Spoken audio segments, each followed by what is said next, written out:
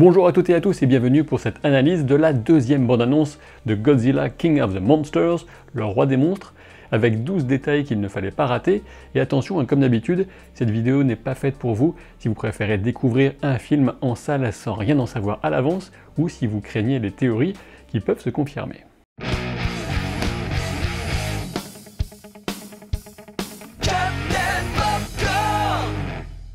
Et dès le début de ce trailer, on retrouve donc Madison Russell, la protagoniste qui est clairement la plus mise en avant par le marketing du film, sans doute du fait de la popularité qui ne se dément pas de Stranger Things. Premier détail, quand Madison lance son appel radio au secours, elle pourrait bien être cachée dans un stade et pourchassée par Ghidorah en personne. Et oui, certaines images du premier trailer semblent valider cette idée, et cette deuxième bande-annonce laisse imaginer le gigantesque dragon tricéphale se promener aux alentours du stade en écrasant au passage des enseignes de donuts. Et on remarque que Ghidorah a bel et bien deux queues, comme dans ses incarnations de la Toei. Et tendez bien l'oreille, quand Madison lance son appel au secours, on entend comme le début d'une réponse humaine avant que les cris de Ghidorah ne prennent le dessus. Mais pourquoi donc le gigantesque Ghidorah, il y a quand même d'autres chats à fouetter, serait à la recherche de Madison en particulier? Alors je vous préviens, c'est une pure théorie, mais je suppose que pour donner de l'intérêt scénaristique à Madison, elle pourrait avoir un rapport avec la méthode acoustique développée par sa mère Emma pour communiquer avec les titans. Alors oui, bon, que ce soit titan, kaiju, peu importe,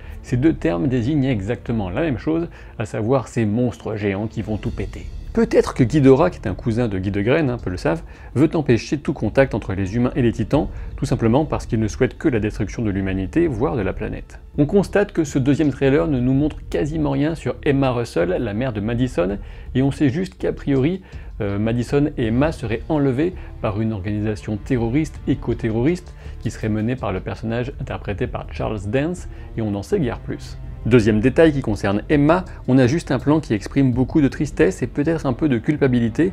On pourrait imaginer une erreur ou une forme de rédemption pour ce personnage, dont le premier trailer nous avait montré un message vidéo qui laissait peut-être supposer une sympathie pour l'éco-terrorisme. Troisième détail concernant les personnages, certes celui interprété par Charles Dance reste toujours aussi énigmatique, mais clairement il n'est pas animé de bonnes intentions. Il a toujours des chances d'être James Conrad, le personnage de Kong Skull Island, qui était joué alors par Tom Hiddleston. Évidemment, ce serait une version du personnage avec 40 ans de plus, mais aussi, voire surtout, une vision bien plus sombre, voire nihiliste du monde, et on sait que le réalisateur de ce Godzilla a précisé qu'un des personnages de Kong Skull Island apparaîtrait bel et bien dans ce film, et le personnage interprété par Charles Dance reste le candidat idéal.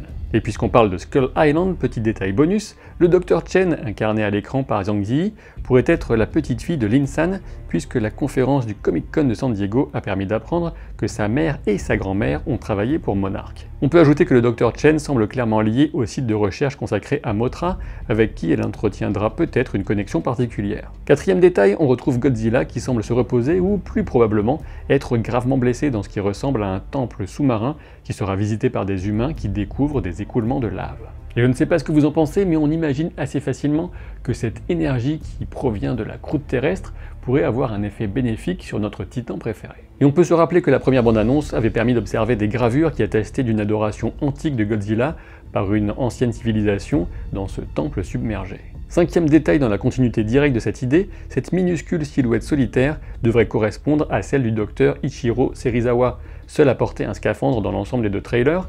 On découvre également la main de Serizawa sur la montre qui appartenait à son père et qui s'est arrêtée au moment précis du bombardement d'Hiroshima, auquel Serizawa tout bébé et son père avaient miraculeusement survécu. Du coup, le symbole atomique de cette image est on ne peut plus limpide, et on sait bien que Godzilla trouve ses origines dans une dénonciation du nucléaire et de son immense pouvoir de dévastation. On peut ajouter que cette montre a évidemment une grande importance sentimentale pour le docteur Serizawa, et s'il la touche, c'est certainement pour penser à son père, qui avait été le premier à croire en la capacité de Godzilla à protéger l'humanité des autres kaiju.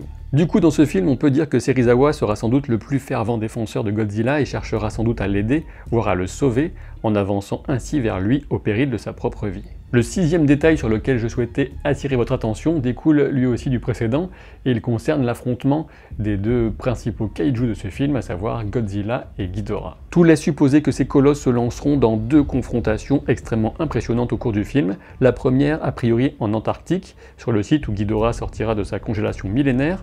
En effet, les avions minuscules en comparaison des titans laissent supposer qu'il s'agit bien de ce site. Et l'un des plans les plus incroyables de ce trailer permet de prendre la mesure du gigantisme des créatures, et notamment de l'immense Ghidorah, dont l'envergure doit donner facilement dans les 400 mètres. Et puisqu'il y aura 2 confrontations, la logique scénaristique veut évidemment que la première tourne en faveur du dragon tricéphale. Sachant que les meilleurs ennemis du monde se retrouveront clairement à Washington DC, capitale de l'univers bien sûr, situation géographique sur laquelle différentes images de ce deuxième trailer ne laissent aucun doute avec le Capitole et l'obélisque. Et si Ghidorah fait un peu le mariole avec ses 3 gueules et ses 2 queues, Godzilla lui au moins il a des pattes avant et il compte bien s'en servir pour prendre les têtes de son adversaire. 7e détail pour s'intéresser aux autres révélations les plus intrigantes et excitantes de cette bande-annonce, avec ce plan rapide d'une première créature qui surgit de terre, dans ce qui ressemble clairement à un champ d'extraction pétrolier. Et là on peut dire que le nombre et surtout la forme de ces pattes gigantesques et dégueulasses laisse supposer que ce kaiju sera Kumonga, le titan en forme d'araignée géante. Quant à savoir d'où elle va surgir, c'est un peu joué aux devinettes, mais en croisant les gisements de pétrole existants et les sites répertoriés par le planisphère de Monarch, qu'on peut consulter sur le net, j'aurais tendance à dire le Maroc ou l'Australie. Avec une nette préférence pour l'Australie quand même, il pourrait là s'agir d'un petit clin d'œil des scénaristes sur le fait que l'Australie, cet île-continent, contient dans le règne animal ce qu'il y a sans doute de pire saloperie. 8e détail avec un autre kaiju qui semble avoir été tiré d'un long sommeil. Cette montagne qui se met en mouvement n'est certainement pas l'effet d'un tremblement de terre, mais bien sûr d'un titan sortant de sa léthargie, un titan qui pourrait correspondre à Anguirus. Anguirus est le premier des adversaires imaginés pour Godzilla au cinéma, et il ressemble en gros à un ankylosaure avec une tête plus allongée. Et si de nombreux titans se réveillent de la sorte de par le monde, on peut se dire d'une part que l'humanité est bien dans la merde, et d'autre part que c'est peut-être suite à l'appel d'un des 2 principaux kaiju, à savoir Godzilla ou alors Ghidorah. Après tout, ce n'est pas pour rien que ce film a pour sous-titre King of the Monsters. 9e détail qui correspond au classement des titans entre ceux qui devraient chercher à nous protéger et ceux qui voudraient plutôt nous détruire, une phrase dont l'illustration laisse supposer que Godzilla puis Mothra seraient plutôt dans la première catégorie, alors que Rodan et Ghidorah seraient dans la seconde. Et on peut s'interroger bien évidemment sur les intentions du trailer à ce moment-là. S'agit-il clairement de nous dévoiler la situation, ou plutôt de nous induire en erreur, notamment au sujet de Rodan, puisqu'on sait qu'au fil de ses incarnations dans les films de la Toei, il a pu parfois prendre parti pour Godzilla. Le 10e détail correspond à Mothra et à ses pouvoirs, puisqu'on a une belle illustration des rayons divins, cette lumière aveuglante qui est capable de générer Mothra et qui sera certainement utilisée lors d'un affrontement. Reste à savoir si ce sera contre Rodan, Ghidorah ou encore d'autres titans réveillés. On a également droit à Mothra en posture d'attaque alors qu'elle semble descendre en piqué pour attaquer peut-être une autre créature volante. Le 11e détail a peut-être un lien avec Mothra, même si j'espère que ce n'est pas le cas, puisqu'il s'agit de cette forme en flamme qui chute depuis les hauteurs célestes. Je ne sais pas ce que vous en pensez, mais à mes yeux en tout cas, ce véritable tableau, tellement ce plan est impressionnant, pourrait correspondre à une scène tragique, et cela m'évoque potentiellement la chute d'une créature. Sachant que l'observation des nuages parcourus d'éclairs jaunes permet de déterminer que Ghidorah est à proximité. Voilà qui laisse clairement supposer que le dragon tricéphale aurait abattu quelqu'un ou quelque chose, ou autre possibilité mais qui semble un peu moins probable, il s'agirait peut-être de nous montrer son origine, la façon dont Ghidorah est arrivé et tombé de l'espace sur Terre pour la première fois. 12e détail sur quelques plans très rapides qui semblent montrer un titan qui avance tout en pulsant d'une énergie volcanique ou en tout cas flamboyante. Évidemment, il pourrait s'agir de Rodan, celui né du feu qu'on voit surgir d'un volcan, mais la masse, le cri associé et le type de mouvement me font plutôt penser à Godzilla. Il pourrait même s'agir éventuellement de Burning Godzilla, une version du monstre dans laquelle son propre cœur est en fusion nucléaire suite à un trop-plein d'énergie emmagasinée. Cela le rend ultra puissant à tout point de vue, mais cela aussi menace sa propre survie à court terme, ainsi que celle d'une bonne partie de la planète s'il venait à péter. Et ce qui m'a un peu étonné dans ce trailer, c'est l'absence totale d'indices quant au rôle qu'aurait Mark Russell, si ce n'est évidemment tenter de retrouver et protéger sa fille. Ceci dit, je pense que la majorité du public sera clairement satisfaite si ce film se concentre principalement sur les kaiju, sur leurs affrontements, à condition quand même qu'on ait quelques enjeux dramatiques autour des personnages humains, ce qui faisait, de mon point de vue, défaut au film Godzilla de 2014.